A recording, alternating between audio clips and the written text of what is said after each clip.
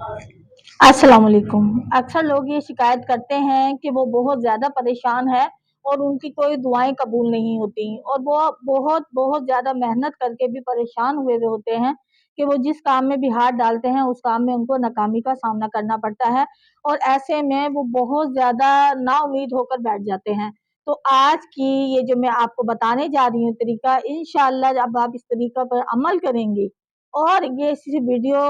तमाम बच्चों के लिए नहीं है, ये उनकी वालिदैन के लिए भी और ख़ासूसन वालिदा के लिए भी है कि अगर आप ये ट्रिक इस्तेमाल कर लें तो इंशाअल्लाह हो सकता है कि अल्लाह पाक की इतनी रहमत हो जाए कि उनके आपके बच्चों के लिए कोई आज़माइश इस तरह की सख्त आज़माइश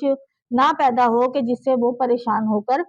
अपने आप से बहुत ज़्यादा डिसहार्ड ना हो जाए। तो इसलिए ज़्यादा तवज्जो से ये वीडियो देखिएगा और अगर वीडियो अच्छी लगे तो प्लीज़ जो वीडियो को लाइक करें, चैनल को सब्सक्राइब करें ताकि मेरी हौसला अफ़ज़ाई होती रहे और मैं आपके लिए ऐसी ही मालूमाती और अच्छी-अच्छी वीडियोज़ लेकर आती रहूँ। तो ऐसा कुछ भी नहीं है जो तकदीर में नामुमकिन हो, हर चीज़ मुमकिन है, हर चीज़ का टाइम होता है, हर चीज़ का वक़्त होता है और अगर हम वक़्त मुकर्रर पर वो काम कर जाएँ तो इंशाअल्लाह हमें कामयाब होने से कोई नहीं रोक सकता।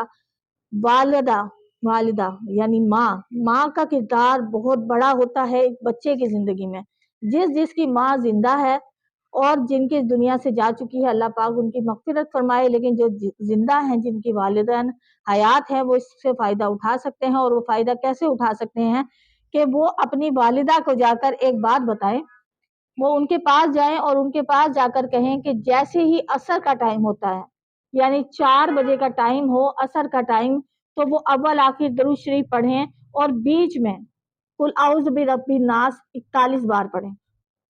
ठीक है? ये पढ़ने के बाद वो कुल औज़ु बिरब्बिन नास 41 बार पढ़ें और 33 बार सूरह कौसर पढ़ें। 41 बार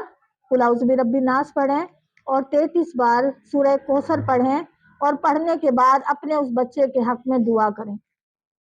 सबसे ज़रूरी बात यह है कि जब आपकी वालिदा आपके हक़ में दुआ के लिए हाथ उठाती है, तो मेरा रब जो है वो बहुत जल्दी आप पर करम फ़रमा देता है और आपकी तमाम मुश्किलात जो है वो हल हो जाती हैं।